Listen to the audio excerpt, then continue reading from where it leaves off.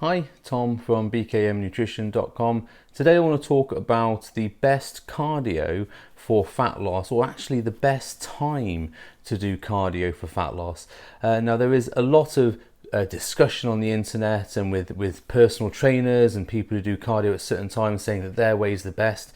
And this video is intended to just give you an overview of when is the best time maybe for you to do your cardio, because it will vary from person to person. So the first thing to remember with doing cardio, if you're thinking of the fat loss focus, so we're not talking about performance or getting better at 5k or anything like that. We're talking about cardio purely for fat loss, to try and get rid of body fat so we look leaner and look better in clothes. So if we're looking for cardio for fat loss, it really doesn't matter what we're doing as long as we're creating a calorie deficit. So you can do HIIT training, you can do LISS, which is low intensity steady state, as in walking on a treadmill or jogging on a treadmill. You can do HIIT training, you can do any form of cardio. We're looking to create a calorie deficit, and that's the main thing to remember, is that no one cardio is better than the other in terms of fat loss. Now there will also be some people who talk about something called EPOC, which is sometimes referred to as the afterburn. So this is if you do cardio, say HIIT training, you get this elevated level of metabolism for a short time after the cardio has finished, but that is largely negligible in terms of the overall impact of the HIIT or LISS cardio. So whatever suits you cardio wise, that's what you do. If you have not a lot of time, then do your HIIT training. If you have more time and you don't really want to be pushing sleds and hitting sledgehammers and stuff, then I would go for the LISS training. So what is the best time to do it? So there are people who talk about doing fasted cardio, people who talk about doing cardio before workouts, after workouts, before bed, at other certain times. So let's go into that. So we've got to think about the fuel source burnt during cardio, and what people will say is if you do fasted cardio, you'll burn a higher percentage of fat as your fuel when you're doing your cardio in the morning. So this is why people get up at say 5 a.m. and do their cardio before they eat and everything else, because they're trying to burn a higher level of fat, as in then body fat, before they start the day. Now while this is it's essentially true, you will burn slightly more fat as fuel because you have probably got limited carbohydrate stores at first thing in the morning. It really doesn't matter, because what's been shown in studies is that people who do say early cardio or whatever and burn more percentage of fat in the morning generally end up burning a high percentage of carbohydrates later on in the day. So fuel wise doesn't really matter. In terms of body fat, again, let's go back to the first point I said about it's about a calorie deficit in the day. Now it doesn't matter if you were to do an hour fasted cardio and burn some body fat doing that. What happens is in the rest of the day when you eat, if you're eating in a surplus, you're going to store body fat that day. So you always have to be in a deficit in order to burn body fat as a total. And if you watch my other videos, I'll talk about average and measuring your averages over the week so that you're always in an average calorie deficit. It's really important to remember that, is that it doesn't matter if you smash the hell out of the cardio in the morning and then you go and eat loads of food in the evening and go over your calorie surplus or calorie maintenance. You're not going to burn body fat as a net for that day. You might burn it in the morning first thing, but then it will come back on in the evening. So we always got to remember that it's all about calorie deficit. So really doing it first thing in the morning, fasted, is not the optimal way to do it. Now let's just say when we're looking at doing exercise and diets and stuff like that, it's not always about what is optimal, but what is achievable and what's optimal for you in the day, what's achievable for you in the day. So for me, I'm able to go and train first thing in the morning about 3 or 4 times a week because I don't have my son those days. But on the days that I do have my son staying overnight, I won't be able to get up first thing in the morning 6 a.m. and do my cardio. Now, whatever situation you're in, you might have no partner, have no kids, whatever, have no ties at all. And if getting up at 6 a.m. or 5 a.m. whatever and going to the gym to wake you up to get you in the right mood for the day suits you, then absolutely do that, because you get your cardio out of the way. Then you get your, and remember, we're trying to create a calorie deficit, total calories burnt in the day. If you get up first thing and go and do your cardio and you feel better because of that, and you come out thinking, yeah, I've accomplished something for the day, then brilliant, do that. But if you're not able to do that, if you have childcare commitments, work commitments or whatever, it doesn't mean that you have to, get up earlier and go to a 24-hour gym to do your cardio. You just do it later on in the day or do it another time. And I've seen plans from coaches where they've given people 6 a.m. cardio and the person's gone, well, I start work at 6 a.m. And the coach has come back to them and said, well, get up at 5 a.m. or 4 a.m. and go and do your cardio then. It just doesn't make sense. You can do it later on in the day, it's absolutely fine. So always remember talking about the total calorie deficit over the day. So the timing of the cardio doesn't really matter. There is some exceptions, I'll come on to that in a minute. Some people talk about fasted cardio. So fasted cardio generally has been disproven as a better way to do cardio. There has been a few research studies done on it, and fasted versus fed cardio, providing the calories in the day were the same, it had very little difference. The only real difference, the only reason why this might be advantageous is if you are already very lean as an individual.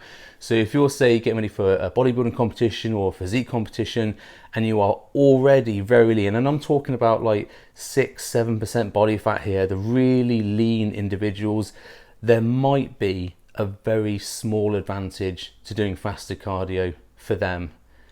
Everybody else, which is probably 99% of people do diets, fasted cardio is not better in terms of burn more body fat. It might be better for your lifestyle, like I previously said, but it's not better. It's not, if you don't do fasted cardio and you do fed cardio, as in you've eaten before you do cardio, doesn't matter. As long as you're doing the cardio, that's the important thing. So fasted cardio better, not a thing. That's a myth. Don't worry about it unless you're really lean at the moment. The other thing which is also worth remembering is that if you're very overweight, so if you're watching this and you're a very overweight person just looking to get into doing a bit of exercise and to start off your fat burning and your transformation, then good news for you, because very overweight and obese people actually burn a higher percentage of their body fat from doing cardio. Now this is great because it means that if you are an overweight or obese person and you go to the gym and just literally do 10 minutes of walking every day on the treadmill to ease yourself in, which you can then obviously build up to 20 minutes, half an hour, it's highly likely that if you're doing that slowly, you're probably going to be burning some body fat from doing that. And the reason for that is that if you are unfit, overweight, obese, you have less enzymes in your muscles to metabolize fat from the muscles. So in our muscles we have glycogen, which is our carbohydrate stores, and we have something called ion tags, which is intramuscular triglycerides, which is basically fat that's stored in the muscle. Now this isn't the same as body fat, which is around here. It's fat droplets which are stored next to the energy sources in the muscle, which are released as a result of, say, endurance exercise. And as you get fitter, your body produces more of those enzymes to be able to release that fat from the muscle. And this is a good thing because, say, if you're a marathon runner, 5k runner, 10k runner, triathlete, you can store fat and glycogen in the muscle so they can be very, very quickly released for exercise when you're doing your marathons or whatever. So as you get fitter, you produce more of these enzymes. But the kicker here is for people who are sort of doing a weight loss or fat loss transformation, is that as you get fitter, the fat loss gets harder, as in body fat loss gets harder, because you don't actually burn the body fat when you're training, you actually burn the intramuscular triglycerides, which are in your muscle. So again, coming back to this fasted cardio, everything else, it doesn't really matter when you do it, because if you get fitter and you're doing cardio very often, it's highly likely that if you do burn fat in your workout, you're going to burn it from the intramuscular triglycerides, the fat that's in your muscle, not from your body fat. So again, it doesn't really matter when you do the cardio. We're talking about the calorie deficit, we're talking about total calories burnt in the day. So that's what matters, not the fat that you burn in your exercise, or the calories you burn in your exercise. There's a couple of times you might not want to do cardio, and this would be I would say before weights workouts. Now, the reason I say that is because without going into too much detail of DNA and stuff like that, when you exercise, you send signals to your body for adaptation. So if you train with weights, you send a signal to your DNA to say, I'm training with weights, I need to be adapted to lift more weights. And the DNA gets a signal and it says, okay, that's fine, we'll send some signals back to help build more muscle. So it sends a signal back to the muscle saying grow bigger. If you train for endurance type exercise like marathon running, 5K, that sort of thing, your muscles send a different signal to the DNA to say, oh, I'm training for endurance, I need to build my muscles for endurance. And the DNA goes, okay, that's fine, sends a message back for your muscles to adapt to endurance exercise. Now the thing here is that the pathway or the road that those signals go along is the same road, the same pathway. So if you send a muscle building signal, then that will dampen any endurance signal and vice versa. So if you do cardio first, you're potentially sending a signal to your body that you want more endurance adaptations. Now this is great if you're looking to do 5K or 10K or whatever, that's what you want to do. You probably want to do your endurance exercises first. However, if you're looking to build more muscle and get a better, more lean toned body, which a lot of my clients are and a lot of people I talk to are, you don't want to do that. You want to do your muscle building workout first and then do the cardio afterwards. Now remember, if your goal is fat loss and having a leaner body, maybe building a bit more muscle, we want to maximize both those options. And fat loss comes from a calorie deficit, which I've covered in numerous videos, and muscle building comes from sending the right signals to the body in order to build muscle. Now if you do your cardio first, you might interrupt that signal that you're sending from the weights, so you might be impeding your muscle gain journey or challenge or whatever you want to call it. So don't do your cardio first unless your overall goal is to be better at endurance training. So that's a really important point. The other thing I would say is I probably wouldn't do cardio after you've eaten. So what I wouldn't do is, if you have a big meal, I wouldn't immediately get on the treadmill. There's a couple of reasons for that. Firstly, you're going to have lots of carbohydrates in your system, lots of carbohydrates going through your blood. So it's highly likely that when you get on the do the cardio, you're probably just going to burn those carbohydrates up. Now, like I said before, fuel source is not really an issue. We're talking about creating a calorie deficit.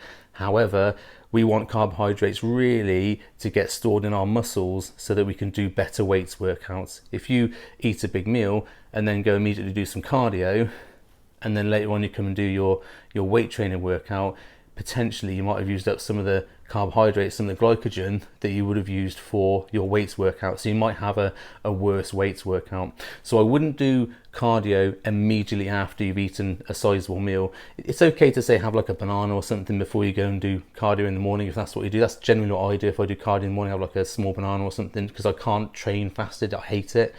But I have a small something to line my stomach while I do my cardio. That's fine.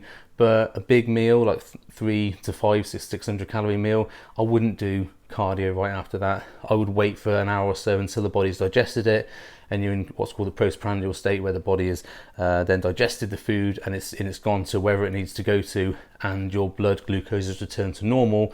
That's the time to do cardio. So I wouldn't do it right after a big meal.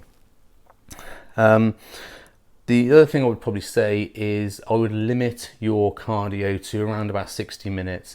The reason I say this, again, we're talking about the signals we're sending to the body. If you're a 5K, 10K runner or triathlete or Ironman contender, then absolutely you want to be sending the signals as many times as you can to the body that you want adaptations for endurance. If you do over 60 minutes of cardio exercise, you're going to send that signal.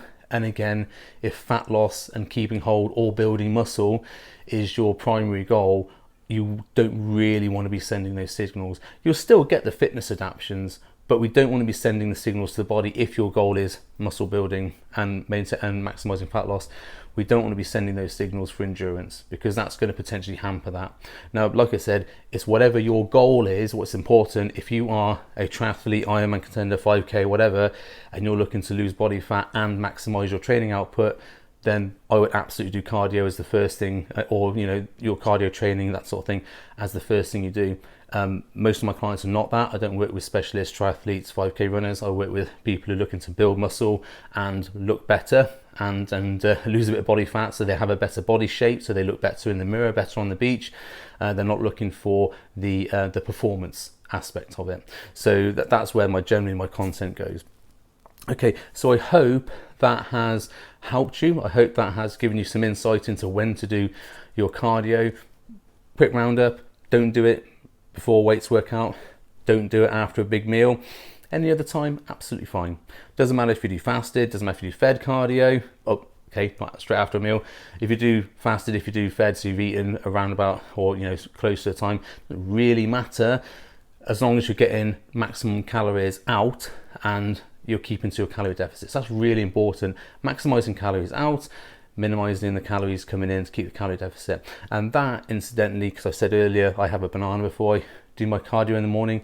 The reason why I have the banana is because then I'm not thinking about food while I'm doing my cardio, which makes my cardio harder and makes it tougher for me to do. If I've had a small banana, or when I was dieting for bodybuilding shows, I'd have like a rice cake with a tiny bit of peanut butter on.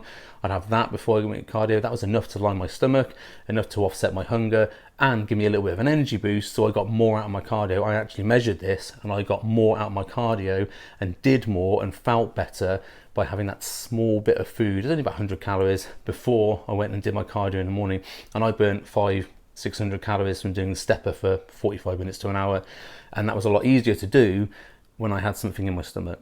So that's another consideration there. Do what works for you. If you enjoy fasted cardio, great, smash a coffee, go and do it. Don't put butter in your coffee, don't put coconut oil in your coffee, it's not going to help.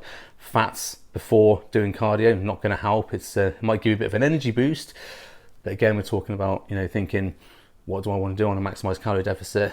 A spoonful of coconut oil might help. It's only about 45-50 calories, and I have done that in the past. I have done a spoonful of coconut oil and in a coffee and gone and smashed some kickboxing training on a Saturday morning.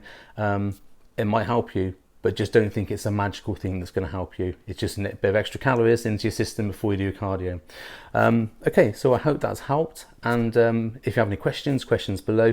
If you like this video, please subscribe, please tell me you liked it, ask me any questions that you want to know about, any other videos you want doing, and if it's someone you think that can benefit from this, please share, and I appreciate the support, and I'll see you on the next video.